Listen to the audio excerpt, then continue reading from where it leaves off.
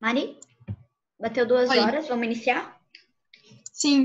Então, gente, eu gostaria... Vocês, antes de tudo, vocês já estão conseguindo ver minha tela e sendo compartilhada? Isso, né? Então, tá. Eu gostaria de desejar que todos sejam muito bem-vindos. É muito bom a gente estar sendo convidado aí pelo Bate-Papo Eco Quarentena.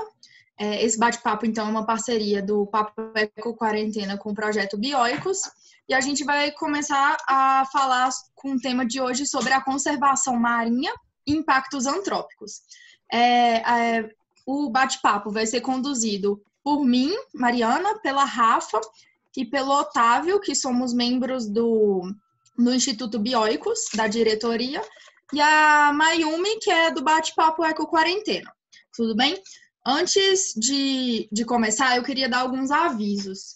A plataforma Zoom, ela permite que a gente faça a apresentação em até 40 minutos. Mas, dependendo da quantidade de pessoas, às vezes eles liberam para a gente continuar mais tempo. Então, caso ocorra do nosso bate-papo, da conferência, fechar, pode entrar nesse mesmo link, tá bom? Mas provavelmente ela não vai fechar. Se fechar, a gente entra nesse mesmo link. Segunda coisa, a lista de chamada. Pessoal, é muito importante colocarem o nome na lista de chamada para vocês garantirem seu certificado. Como é que vai ser? Vai ser um formulário que a Mayumi vai estar deixando aí para a gente no chat. E aí vocês podem vocês vão escrever seu nome e o e-mail no formulário. E a lista de perguntas. Antes eu vou falar como que vai ser a programação. A Rafa vai começar iniciando só falando um pouco sobre o nosso instituto, depois eu vou falar um pouco sobre a nossa revista e aí a gente começa sobre os temas mesmo. A Rafa vai começar sobre lixo marinho, o Otávio sobre recifes de corais e eu vou falar sobre populações tradicionais. Então, no final de cada apresentação, as perguntas vão ser liberadas. Então, para fazer perguntas, vocês vão escrever no chat mesmo, escreve em caixa alta assim, pergunta e o seu nome, que aí a gente abre para as perguntas, a gente chama vocês. E caso não dê tempo de todo mundo perguntar, a gente vai responder depois qualquer coisa pelo Instagram, tá bom? E tem mais uma coisa. A gente vai liberar o link do bate-papo às 2h15 para pessoas que não se inscreveram, porque a gente liberou 90 vagas para inscrição, mas a partir de 2h15 a gente vai liberar para qualquer pessoa, porque às vezes essas 90 pessoas que se inscreveram não vão comparecer. Então, talvez seja interessante a gente abrir para outras pessoas também interessadas. Então, a gente vai ter essa taxa de tolerância de 15 minutos. Então, é isso. Eu vou chamar agora a Rafa para começar... Oi. Posso fazer uma pergunta? Só para dizer, eu acho que é melhor a gente liberar o formulário, a lista de participação, quando der umas 2h40. Não, quando tiver no finalzinho dessa primeira call, pode ser? Umas 2h30, provavelmente fechar. Então, 2h30 eu tô liberando a lista de presença, fechou? A lista de presença, isso. Aí vocês só ficam cientes, então, que vai ser um formulário, vai ser liberado aí no chat, tá bom? Então, eu vou chamar a Rafa para começar a falar sobre o Instituto. E aí, pode vir, Rafa. Oi, gente, boa tarde. Obrigada, Mari, obrigada, Mayumi, pelo convite aí. Bom, então, como a Mari falou, eu sou a Rafaela, eu sou diretora executiva do Instituto Bioicos. E eu vou falar para vocês um pouquinho de como surgiu o projeto Bioicos até a gente chegar no Instituto, né, que a gente fundou esse ano. Bom, então, o projeto Bioicos, ele foi fundado pelo professor Douglas Peiró em 2007. E ele tinha como objetivo, e a gente tem esse objetivo até hoje, de conservação dos oceanos através da conscientização das pessoas por meio da educação e da divulgação científica. Então, vocês que já acompanham o nosso trabalho, ou que ainda não acompanham, passar a acompanhar o nosso trabalho a partir de agora, vocês vão ver que o nosso principal objetivo é a divulgação científica da biologia marinha. E para isso a gente tem algumas vertentes, né? O projeto ele começou com algumas vertentes que a gente tem até hoje, a gente está incorporando outras. Então, a primeira delas é que o projeto ele oferece cursos de campo, né? Então, é o professor Douglas Peró que dá esses cursos de campo, e a gente já teve curso de campo de introdução à biologia marinha, de tópicos avançados em biologia marinha, a gente já teve de baleias e golfinhos, de tartarugas marinhas, e a gente já teve alguns outros, e no segundo semestre desse ano a gente vai ter alguns novos, como exemplo de ecologia antártica. Então, além dos cursos que a gente tem, né, que o projeto disponibiliza, a gente tem a revista Biologia Marinha, né, de divulgação científica, que ela é gratuita. Eu não vou entrar muito em detalhes porque a Mariana vai falar sobre ela mais para frente com vocês, mas a gente a gente disponibiliza então essa revista no nosso site, e essa revista ela é composta por artigos que a gente publica a cada 15 dias no nosso site também. Então, nós contamos com vários voluntários, escritores, que eles são interessados nesse tema de biologia marinha, e eles fazem parte do nosso projeto como voluntários. Então, eles escrevem esses textos e a gente publica a cada 15 dias no nosso site também. E o compilado desses artigos a gente faz a nossa revista. Além disso, a gente tem o nosso podcast, que está bem no inicinho, mas já está deslanchando aí, com também podcast sobre os nossos artigos, e a gente também tem a ideia de lançar outras ideias para o podcast, e a gente também está trabalhando com vídeos no YouTube. Então, tanto os vídeos quanto os podcasts são bem novos, mas a gente está aí engajados em fazer com que eles, né, durem assim como os nossos artigos. Bom, aí essas são algumas vertentes do nosso projeto, e por causa disso, que a gente viu que o projeto estava sendo bem visto pelas pessoas, a gente decidiu fundar o Instituto de Biologia Marinha, que a gente fez a reunião de fundação dele no dia 1º de abril desse ano, e foi uma reunião online. Para quem já acompanha o nosso projeto aí já deve ter visto que a gente, né, publicou que nós fundamos o Instituto, e eu, a Mari e o Otávio, nós fazemos parte da diretoria, junto com outras pessoas também, né? E o professor Douglas sendo o diretor-geral. E a ideia do nosso instituto é a gente crescer cada vez mais na divulgação científica e ser reconhecidos no país e também, né, em vários outros lugares, como assim, os principais mesmo nessa área aí de divulgação e educação científica. Bom, a respeito do Instituto eu queria falar sobre isso, agora eu vou passar a palavra para a Mari para ela falar um pouquinho para vocês da nossa revista. Então, gente, agora eu vou falar um pouco sobre a nossa revista, porque ela vai entrar nesse nosso tema da conservação marinha, que é o tema que a gente escolheu. Então, vamos lá. Essa é a nossa revista, Biologia Marinha, de divulgação científica. Ela faz parte do projeto Bioicos, que agora virou Instituto Bioicos, e é um modo de informação bem rápida e de fácil acesso para todos. Qualquer pessoa pode acessar gratuitamente, cadastrar gratuitamente, é só ter acesso à internet. Aqui está o nosso site, bioicos.com.br, aí você vem aqui em revista, Biologia Marinha, e aqui a gente tem a revista, você pode cadastrar para sempre receber pelo e-mail, e aqui a gente tem alguns volumes para serem baixados, e aqui a gente tem os artigos também para serem lidos online. Esses artigos, eles têm todo o conteúdo que a gente vem escrevendo sobre informação marinha, e além de ter essas informações aqui nos artigos, a gente também consegue obter essas informações no Instagram e no podcast, que a gente está transformando todo esse conteúdo. Vou voltar aqui para a apresentação.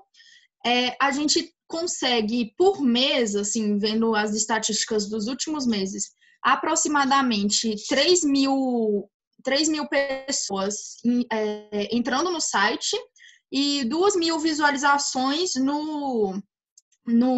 na parte da revista, sendo mais ou menos 300 pessoas lendo por artigo, 300 pessoas por artigo por mês. Então, são algumas estatísticas. E a gente sempre tenta fazer a apresentação do conteúdo nos nossos artigos de uma linguagem adequada para o público-alvo. disseminar a biologia marinha, conhecimento de biologia marinha, sem ser de uma forma muito técnica, muito científica. É correta, mas a gente adapta essa linguagem científica para a população em geral. E a gente também tem uma questão de acessibilidade. Por exemplo, essas imagens assim, os esquemas, imagens, qualquer uma, a gente tenta adaptar para as pessoas cegas e com deficiência visual, a partir do Alt-TXT, que elas conseguem ler a partir de um programa o texto completo, e tem a descrição das imagens também. E a questão da linguagem adaptada é muito importante, porque muitas vezes a gente tem, assim, pesquisas científicas que são divulgadas no meio científico, nas revistas científicas em inglês, e acaba que a população não tem acesso a isso. Então, a gente vai traduzir para o português essas informações e de maneira mais fácil. Por exemplo, esse trecho aqui é de um artigo que tem lá na revista. Aí, ó, um artigo publicado na Scientific Reports, da Nature. É um artigo super complexo, em inglês, então não vai ser todo mundo que vai entender. Então, o que a gente fez? A gente pegou essas informações desse artigo, que são super válidas para o nosso conhecimento de conservação marinha, e a gente fez um artigo e publicou lá. Ui, passei 2 vezes. E aí, assim, a gente vai ter vários temas bem variados sobre biologia marinha, e não só simplesmente os organismos marinhos, mas impactos antrópicos, métodos de conservação, ecologia, e a gente divulga as causas ambientais também, por exemplo, ecoturismo marinho, modelos da ONU de conservação, problemas ambientais e métodos de pesquisa e ferramentas em conservação. Por isso que entra aí já no nosso tema de conservação, por exemplo, o monitoramento a partir de imagens, de fotografia, fotoidentificação. Passando aqui. E a gente também tem muita legislação nos nossos artigos. A gente cita a Constituição Federal, o Plano Nacional de Gerenciamento Costeiro, a questão das unidades de conservação em fácil acesso para os nossos leitores, porque é muito raro alguém pegar uma Constituição e ler ela inteira, né? Então, essa parte ambiental a gente tem nos nossos artigos. E isso é muito importante porque a educação ambiental, ela vai ser uma ferramenta para a gente conseguir atingir a conservação. E a educação ambiental é feita em três passos. O primeiro é a sensibilização, que a pessoa está apegada emocionalmente com o problema ambiental. O segundo é a conscientização, ela tem que ter as informações. Então, por exemplo, não adianta eu ter a informação de que tem lixo no mar se eu não me importar com isso. Por isso que é importante também a sensibilização. Eu tenho que importar que isso está me afetando, que isso afeta outras espécies, que isso é imoral. Então, as pessoas têm que ser sensibilizadas e conscientizadas. E isso é o que a gente tenta com a nossa revista. A gente conscientiza, traz muita informação e também tenta sensibilizar, tentar pegar o apego emocional das pessoas, porque só a partir disso a gente vai para a terceira etapa da educação ambiental, que é a mobilização, que é a ação, é quando as pessoas vão realmente agir em prol da causa ambiental. E aqui a gente tem um trecho do Homo Sapiens, livro, né, que os humanos, historicamente, eles têm achado que eles são diferentes, são uma outra categoria de espécies dentro do meio ambiente. Eles são outra parte, eles não têm nada a ver com as outras espécies, com as interações delas. Mas não, a gente tem que se sentir pertencente à natureza. A gente desenvolve uma importância e interfere ecologicamente dentro da natureza. Então, a gente tem que se sentir parte dela, e só quem sente parte dela que vai conservar, porque quem não se sente não vai ligar, não vai achar que precisa dela para sobreviver. Então, por isso que a gente precisa de ser ambientalmente educado para conservar. E aí é isso que eu tinha para falar. Alguém tem alguma dúvida sobre essa parte da revista? Deixa eu ver aqui no chat. Eu acho que tá tranquilo. Se alguém tiver alguma dúvida, pode deixar no chat aí, depois a gente volta, qualquer coisa. E aí agora eu vou chamar a Rafa para iniciar falando sobre lixo marinho. Logo após vai ser o Otávio e por fim eu, tá bom? Então vamos lá, pode ir, Rafa. Mari, você pode... eu posso compartilhar a minha tela aqui? Sim, eu tirei a minha aí agora. Você pode compartilhar a sua. Tá. Só um minuto. Tá aparecendo aí?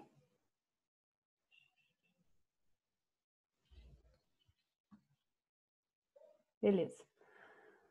Bom, pessoal, então eu vou falar um pouco sobre lixo marinho.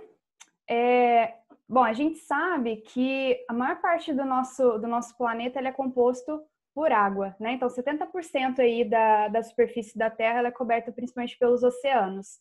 E, infelizmente, a maior parte dos oceanos ele tá sujo por lixo marinho, né? Ele contém aí lixo marinho praticamente toda a sua parte. E a gente está falando em lixo marinho, mas a gente tem principalmente dois tipos. A gente tem o lixo marinho físico, que são os que a gente provavelmente mais vê quando a gente vai à praia, por exemplo, que são plástico, vidro, metal, madeira, tudo isso mesmo que a gente consegue apalpar, né? E a gente tem também o químico, que às vezes a gente não consegue às vezes ver claramente, mas ele também pode estar presente, que no caso é despejo de esgoto, principalmente em locais que não tem tratamento, né? E dejetos de indústrias que pode acontecer, ou, por exemplo, acidentes com plataformas de petróleo. Então, isso também entra aí dentro de lixo marinho químico.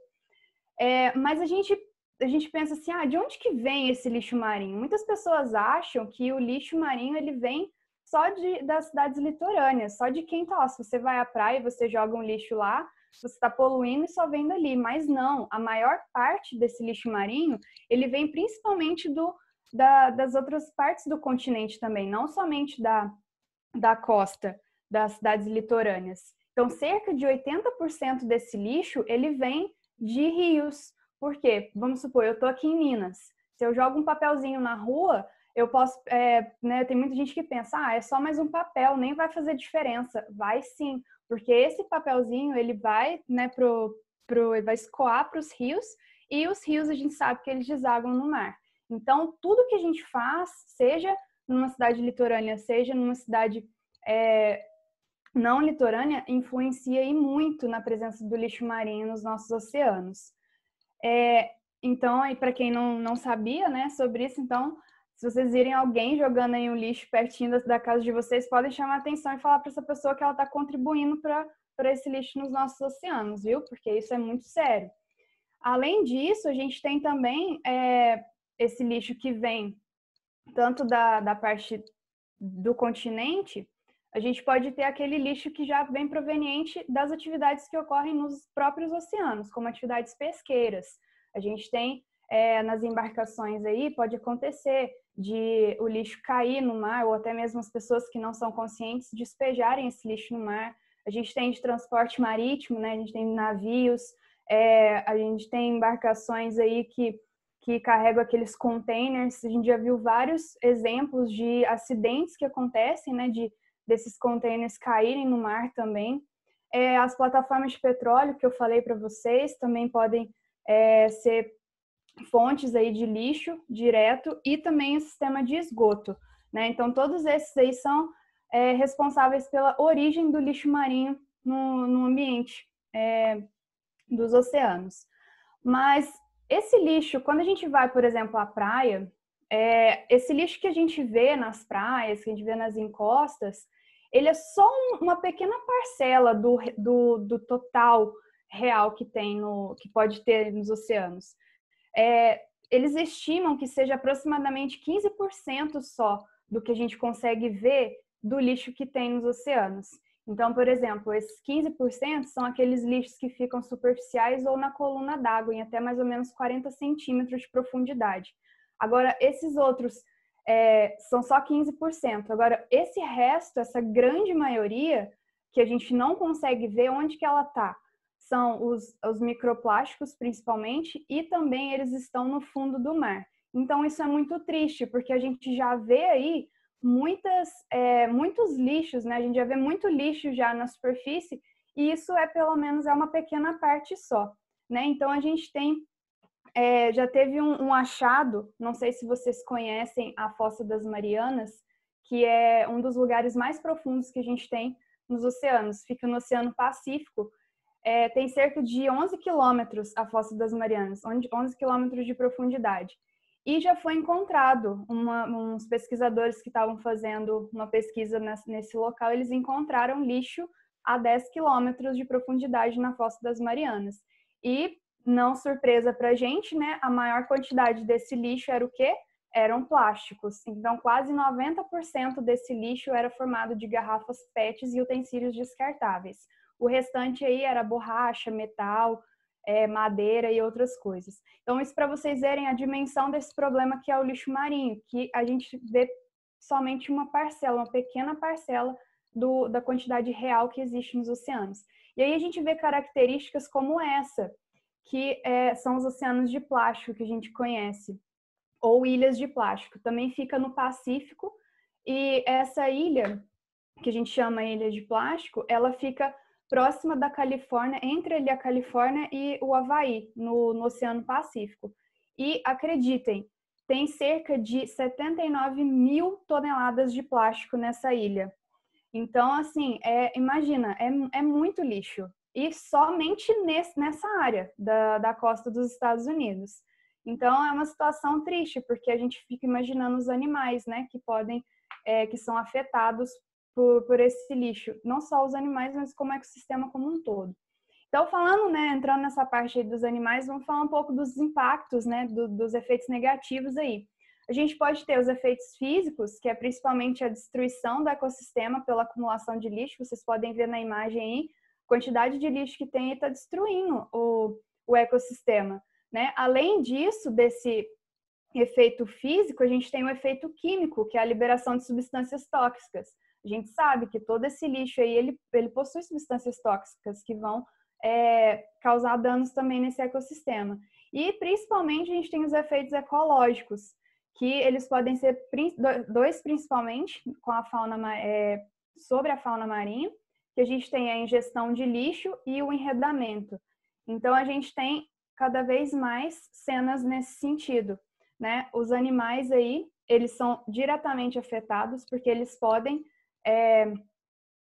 ingerir esses alimentos, esse lixo, pensando que são alimentos, e eles podem também ficar presos, né? Vocês estão vendo aí essa ave presa aí no plástico, vocês estão vendo aí essa outra ave suja de petróleo, né? A tartaruga aí tirando uma rede de dentro dela que ela comeu. Então, são cenas que a gente cada vez mais vê, e são cenas muito tristes, porque se a gente não tem um pessoal que ajuda esses animais, né, com a reabilitação, principalmente, muitos deles acabam morrendo. E só um estudo, pessoal, que foi realizado na Califórnia, eles indicaram, em 2004, esse estudo, eles indicaram que a água do mar, ela contém 6 vezes mais partículas de plástico do que plâncton.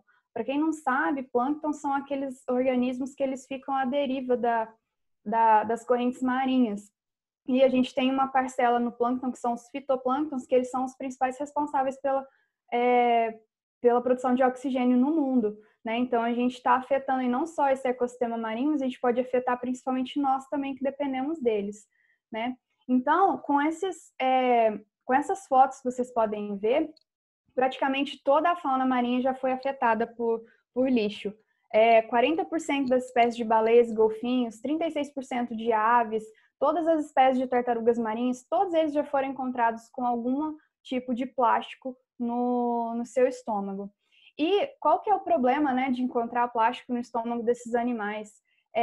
Bom, eles vão ingerindo ali plástico, aquele plástico não consegue ele não é digerido, né? Então vai cada vez mais obstruindo o trato digestivo desses animais, eles vão ficando desnutridos, porque eles não conseguem os nutrientes necessários, e aí eles podem acabar morrendo ou então encalhando nas praias, que é o que a gente vê bastante também, né? Outra coisa também que acontece bastante é o fato das linhas de pescas que ficam, que podem ficar nos oceanos também. Isso causa o enredamento desses organismos. Aí a gente vê situações cada vez mais comuns, como essas, né? Os organismos utilizando aí do lixo para fazer ninhos. Aqui vocês estão vendo, aqui no caso a tartaruga confundindo com a comida, né, dela. Aqui um cavalo marinho utilizando aí um cotonete, e aqui um surfista, né, surfando aí no meio desse lixo todo. E, infelizmente, quando a gente encontra um animal morto, isso é o que a gente pode encontrar no estômago deles. Cada vez mais lixo, né, principalmente aí plástico. Aqui a gente teve duas notícias bem alarmantes, assim, que 29 baleias cachalotes foram encontradas mortas na Alemanha com o estômago cheio de lixo, e aqui uma baleia foi encontrada morta com 40 quilos de plástico no estômago. Agora vocês imaginam, 40 quilos dentro do estômago dessa baleia. É muito triste, né? Essa situação. Bom, além disso, a gente tem, além desses efeitos, a gente tem os efeitos econômicos e sociais também. A gente tem declínio na pesca, porque cada vez mais a gente tem peixes morrendo, então a gente tem aí um declínio, né, para quem depende aí da pesca como forma de subsistência. A gente tem também que pode afetar o turismo, porque quem vai querer nadar num lugar que está todo sujo, né, de lixo? Então, muitos lugares aí que estão vivendo essa realidade de lixo marinho, eles já têm visto o número de turistas diminuir. E também gasta-se muito dinheiro para limpar as praias. A gente tem também danos a motores de barcos, que pode ficar preso aí com linha de pesca e também causa danos. E além de saúde pública e segurança humana, porque a gente pode contrair doenças nadando nesse ambiente, né, todo sujo de lixo. A gente pode, às vezes, cortar o pé se tiver um vidro na praia, por exemplo. Então, são questões assim bem difíceis e bem nocivas, não somente para o ecossistema marinho, mas para nós também, né? E aí, pessoal, já quase finalizando aí o que eu tenho que falar para vocês, a gente tem esse evento todo ano, International Coastal Cleanup. Geralmente ele acontece em setembro, não sei se vocês já ouviram falar, e é um evento que ocorre no mundo todo, é um fim de semana, um sábado e domingo, as pessoas vão para as praias, para os rios, para coletar o lixo.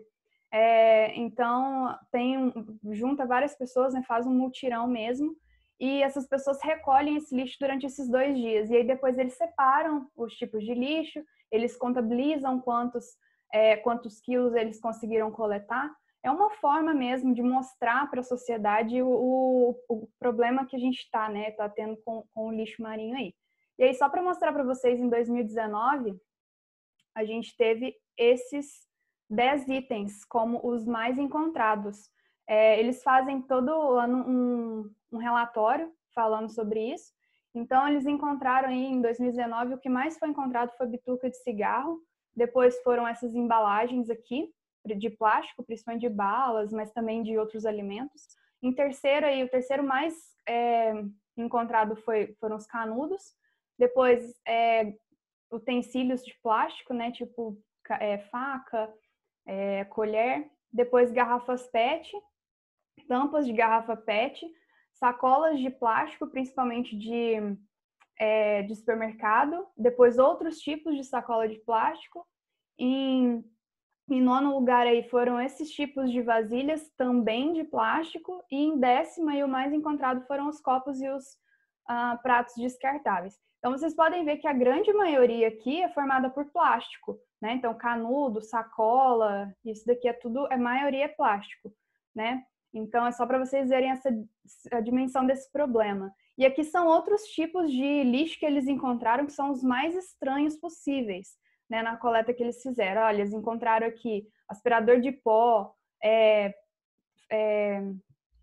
gravata, dentadura, chave, espada de plástico, brinquedo de astronauta. Olha só a quantidade de coisas estranhas que as pessoas coletaram durante esses 2 dias nesse evento. Então, assim, as pessoas não têm consciência do tamanho do problema que é se elas jogarem uma simples coisa de forma inadequada, entendeu? Então, é só para vocês verem mesmo como que isso afeta aí o meio ambiente.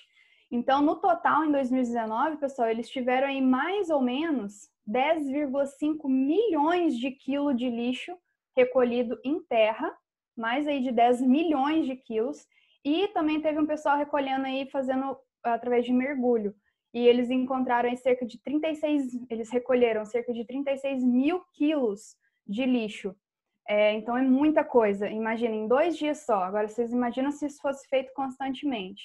Então é um problema aí muito grande que a gente tem. Quem quiser, depois eu posso passar o link de onde vocês podem encontrar esse relatório, tá? Tem de vários dos outros anos para trás também. Então eu posso passar para vocês depois. É bem legal esses relatórios. E por fim, como que a gente pode ajudar, né? Oi. Será que você consegue terminar essa última fala em 1 minuto e 45 segundos? Porque a sala vai fechar.